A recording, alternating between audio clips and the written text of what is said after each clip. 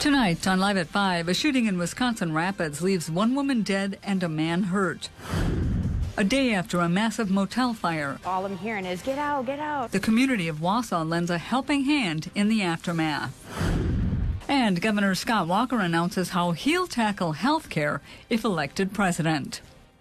From WAOW, all your coverage in stunning high definition. Newsline 9 at 5, your trusted resource. We are tracking some stormy weather tonight. Right now, you're taking a live look at our sky cam. We do want to get an update on what we can expect over the next couple of hours, and for that, we turn it over to Tony Schumacher. Well, Melissa, we're in for kind of a wet and breezy night, it looks like. My hair can tell already. We've had the heavy clouds all day long, and now they're raining on us. Let's take a look here tonight. Besides the rain, there is still a chance of some severe weather, mainly in southern Wisconsin, where they have a tornado watch until 10 o'clock this evening. That officially still does include Adams County in our viewing area, but even south of there is where the higher chance of severe weather does exist. And here's the latest radar scope, and you can see that the line of rain runs all the way from eastern Minnesota through about the western half of Wisconsin. The heaviest showers and thunderstorms right now west of Madison, and they are lifting to the northeast at this time. So it's going to be a wet night as this large mass of rain moves in. Not too many lightning strikes in our area. There's been one or two down in Portage County, Wapaka County area, but more significant lightning activity showing up with that line southwest of Madison. So some of the heavier showers are just sneaking up into southern Juneau County, also in southeastern Portage County, just west of the city of Wapaka as well, and a moderate shower located just to the northeast of Wausau, and some other rain moving up through the northern and northwest portions of our coverage area. Again, very damp and gloomy outside, and we're looking at Marshfield now. You can see they too are getting some showers around. Temperatures only in the 60s, feeling kind of fall-like this evening. We'll have a low of 60 with rain pretty much all night long. I'll keep you ahead of this system in just a few minutes. Sounds good. And you can keep track of the weather with our Storm Track 9 weather app. You can stay up to date with radars and hour-to-hour forecasts. It's free to download if you haven't done this already. You can find it in your phone's app store by searching Storm Track 9 or WAOW. A woman is dead and a man hospitalized after a shooting in our area, but otherwise silence from deputies.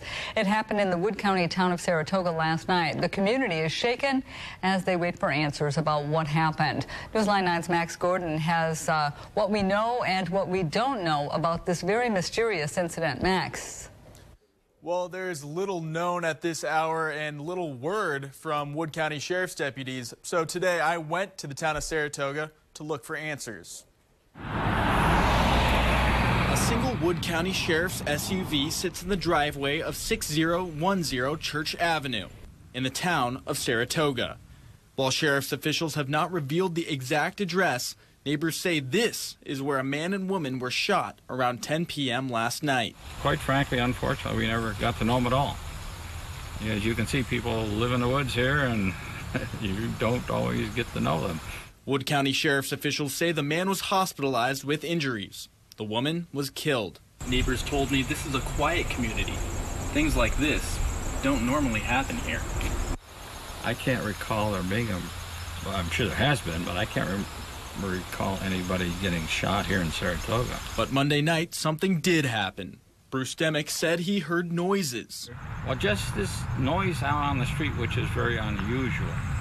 That to hear a human voice out here on this road, because our house is back in the woods there, 100 yards from here.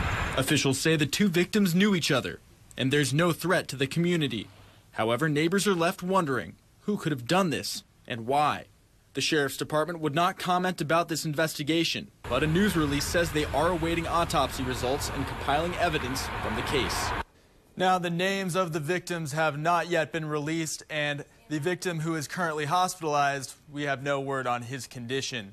Now, the Wood County Sheriff's Department does plan on releasing another update tomorrow. Stay tuned to Newsline 9 for more details. Live in the Control Center, Max Gordon, Newsline 9. Thanks, Max. And we do have an update on the motel fire in Wausau that sent smoke high into the sky. Investigators trying to find out what ignited the flames at the Ponderosa Motel yesterday. Today, the people affected are trying to get back up on their feet again. And Newsline 9's Emily Thornton is live at the motel on Grand Avenue. She has the very latest for us. Emily. Investigators from the Wausau Fire Department have been here all day trying to figure out what caused the fire. And while they are looking, members from the community are coming together to help those in need. The Salvation Army and Red Cross are working to help out those who lost everything. 26 people were displaced by the fire last night, and last night the Red Cross opened a shelter at a church in downtown Wausau. Organizers say 7 people stayed there, and the Salvation Army has also been collecting donated clothes and other items for anyone whose personal items were destroyed. A woman who was inside the motel when the flames started is helping organize donation efforts. I got to meet some of the other people, and they're in extreme cases as well, where they have nowhere else to go. They have nothing. They lost everything in the fire via smoke damage, soot damage, you know, whatever. And the least I can do is turn around and do this. Organizers from the Salvation Army say they are adding more beds to their shelter, and the Red Cross will keep their shelter open for as long as needed. No one was hurt in the fire, and investigators do believe it started in Unit 4, but right now they still do not have a cause for the fire. Live in Wausau, Emily Thornton, Newsline 9. Thanks for the update, Emily. In the past 48 hours, 2 bombings have struck Bangkok, Thailand, one killing 22 people and hurting 100 others. The first deadly bombing happened Sunday night near a popular shrine in central Bangkok. The suspect behind this bomb is on surveillance video wearing a backpack, where he sits down, takes the backpack off, and then leaves the area. Moments later, the deadly bomb exploded. Now, the second bomb happened on a ferry pier. Police say that someone threw an explosive device into the water. Luckily, no one was hurt, but the second bomb is adding to tension in Thailand's capital. Certainly not like politically motivated attacks that we've seen in the past, which have generally been designed to grab attention but not necessarily to cause casualties. Thailand's prime minister says the attacks are aimed at destroying the country's economy by targeting major tourist areas. Police say that they are confident that they will find the suspect. Earlier today, another explosion closer to home, this one in Las Vegas. Propane tanks exploded at a hot air balloon business near the Las Vegas Strip. A 35-year-old man is hospitalized with burns to his arm and leg. A spokesman for Vegas Balloon Ride says that a pilot was refueling balloon tanks when the blast happened. They say the refueling is routine and they are still unsure which tanks sparked the fire. Republican presidential candidate Scott Walker announced his health care plan earlier today in Minneapolis. Newsline 9's Mark McPherson joining us in the studio with more of the details on that. Mark. Melissa, Governor Walker unveiled his Day 1 Patient Freedom Plan today. The foundation of the plan, on his first day in office, he would repeal Obamacare. He would replace it with a plan that would use tax credits to help pay for private health insurance. Those credits would be based on age and not income. The presidential candidate also says he will restructure Medicaid and allow people to shop for their insurance outside of their state lines. Now, the plan does not include cost figures or an estimate of the number of people who would be covered. We've got a plan. It's simple to begin with. It's as simple as this. It starts out with the premise that on my very first day as President of the United States, I will send legislation to the Congress to once and for all repeal Obamacare entirely. Now, some groups are already sharing their reactions towards Walker's health care plan. Say Walker's plan would be a step backwards. In studio, Mark McPherson, Newsline 9. Thank you, Mark. Starting tomorrow, the Menominee Indian tribe will vote on whether to legalize marijuana use on the reservation near Kashina. Now, this is an advisory referendum, meaning the results are not binding. The plan comes on the heels of the tribe's unsuccessful effort to open a casino in Kenosha. Tribal members over age 18 will cast ballots tomorrow and also on Thursday. The results are expected to be announced by Friday and will guide the tribe about whether to pursue marijuana as a new business venture. UW Marathon County is now offering a new 4-year degree, but the programs are not expected to need more space on the campus. Newsline 9's Molly Kowick explains why. It's back to the books for Brad Gobb. I'm probably going to start with just a low number of credits. Just trying to get myself back in the swing of things. He's one of just 2 students enrolled in a new bachelor's program at UWMC. This is an applied Bachelor of Arts and Science degree, and so you can choose one of 6 concentrations. Gobb got his associates a couple of years ago. Now he says it's time to take the next step. I've been out of school for 3 years, like I said, and I've just been kind of doing the work grind here and there, you know, 5-6 days a week, and I thought maybe school would be a better way to enrich myself. And doing so at UWMC will save him money. His 2-year degree and the bachelor's combined will cost students about $28,000. Compare that to a bachelor's degree from UW-Stevens Point at about $31,000. And at UW-Madison, students pay around $45,000. I think it's definitely going to improve my future for me. Investing in his education to set up a better life. In Wausau, Molly Kowick, Newsline 9. Most of the courses for the bachelor's program will be online. It's not too late to sign up. Classes start September 2nd. For years, a group of friends have kayaked in central Wisconsin, but little did they know that a typical day out on the lake would turn into a mission to rescue a proud national symbol. Newsline 9's Courtney Terlecki will have more on this story coming your way tonight on Newsline 9 at 6. Later in this newscast, we'll introduce you to 2 feline friends, both up for adoption. But before that, 2 women make history in Army Ranger training, even though they currently cannot serve as Rangers.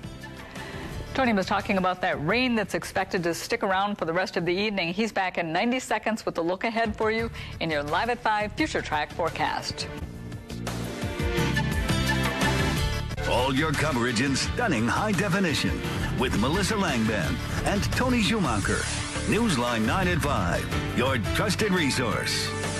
Over the last couple of days, we were talking about how much we needed some rain, and it looks like it's finally here. Yeah, we've had several systems back to back, and it's really starting to add up. And of course, the wet one is coming our way tonight. All day it's been just coming down. Coming down in spots, and it's going to be widespread tonight. Let's take you outside with our SkyCam network, and you can see it's rather cloudy throughout central and northern Wisconsin. Some places getting some rain.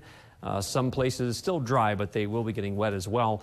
As we take you off into the Eagle River area, notice how gray the skies are. It's been a cool day in the Northwoods with temperatures hovering in the 60s generally, about 10 degrees below normal. And in Stevens Point at Ministry St. Michael's Hospital shows the wet conditions. There's been about a 1/4 inch of rain or so in Stevens Point, and up to a 1/2 inch actually from our weather watcher Tim in Plover, so starting to add up. And as far as the severe weather goes, there's a tornado watch from southern Wisconsin down into Illinois and eastern Iowa. Severe thunderstorm watches around St. Louis, also out into Kansas and parts of Oklahoma, and some fire advisories out in the western part of the country. Closer inspection shows the tornado watch gets as far north as Green Lake, Marquette, and Adams County, although the greater severe threat is right down toward the Wisconsin-Illinois border, but we'll certainly keep a very close eye on things this evening. As far as the rainfall totals go through tomorrow morning, it looks like a good solid inch in most of the area. This is additional rainfall on top of what you already had today in some spots. It might even be as much as almost 2 inches additional up in northwest Wisconsin. Now, here's the latest radar loop. It does show a broad area of light to moderate rain covering about the western half of Wisconsin with some embedded heavier showers and thunderstorms in the southwest part of the state, west of Madison. Even some significant lightning ongoing down in that part of the state. Closer look here shows some of that heavier rain now starting to sweep up into southern Juneau and southern Adams County, so be prepared for some rough travel on the roadways down along I-94 and I-39 over the next couple of hours. Localized heavier shower here along Highway 54 in southeastern Portage and western Wapaka County, and some other scattered showers through northeastern Marathon, Lincoln, and western Langlade counties, kind of curling up toward Minocqua and Park Falls, and a broad area of rain across western Price and western half of Taylor County as well. Now, the severe potential tomorrow is going to be pretty small. There is a small chance of getting a hail-producing storm or a strong wind gust with some of the showers, especially over the northeastern half of Wisconsin, as this large storm system gradually shifts up toward Lake Superior. Well, the clouds were really low today. In fact, they were covering the top of Rib Mountain, as seen by Julie Jabensky of Athens. The old weather is really closing in on that shot. Thank you so much, Julie. And notice how the almanac indicates a high of only 65 today after a low of 62. The temperature hardly moved all day long, and we picked up 51/100ths of an inch of rainfall since midnight in Wausau. 63 degrees currently, the humidity 93% with east winds. The air pressure is falling rapidly. Temperatures now still in the 60s here, but it's in the upper 70s when you get down toward Wisconsin Dells over to Appleton, so that warmer, humid air is helping to feed some of these showers and storms. You can see the cool air on the backside of the storm. That large circulation continues to move off to the northeast on future track, and scattered showers continue tomorrow, but the steadiest of it lifts north of us. And then we get into tomorrow night and Thursday. It's still going to be kind of windy out there. A couple of leftover light showers yet for early Thursday. Well, our forecast low temperatures tonight will be dipping down into the 60-degree range and then climbing back up into the 70s to the south tomorrow. 60 around Wausau tonight, showers and storms. Tomorrow's high 68. Southwest wind at 10 to 20 and gusty with those spotty showers. And a few sprinkles yet early Thursday. Then we dry off, and look at how nice it is on Friday. Warm weather Saturday with some more rain on Sunday. Thanks, Tony. And of course, Tony will be tracking all of that wet weather. We'll let you know about any changes in the forecast with our text alerts. You'll get the latest weather updates sent right to your cell phone. To sign up, go to WAOW.com. Then look for the text alert section. That is on the right-hand side of the page there. There's a new reporter on the scene, and he's only 7 years old. Plus, I want to be an airborne. 2 women are the first in history to become Army Rangers, but their fight isn't over yet. Worries over China's economic health return to haunt the markets on Wall Street. The major indexes dropping. Here are the closing numbers and stocks of local interest.